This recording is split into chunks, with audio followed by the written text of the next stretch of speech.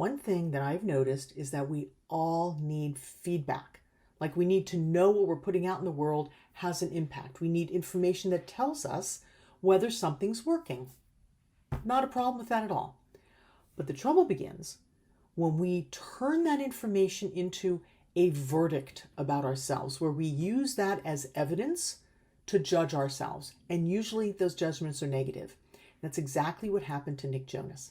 So he'd been performing since he was a child, literally. He was on Broadway. He was part of the Jonas Brothers, as I said, right? He had his own solo career. He also did acting. He filled arenas, and he put out numerous albums, and he's been on tour, like the whole shebang of a successful musician.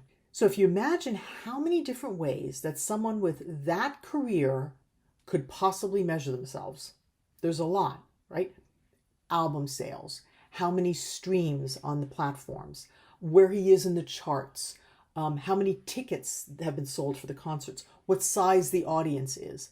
And I think that's a strange thing about what we call success, what we've come to title as success. The more successful you become, the more scoreboards people give you. So the focus shifts from what you're bringing, the gifts you're bringing, what people are excited about in you and about you. Then it becomes about counting numbers, because the numbers are the indicators.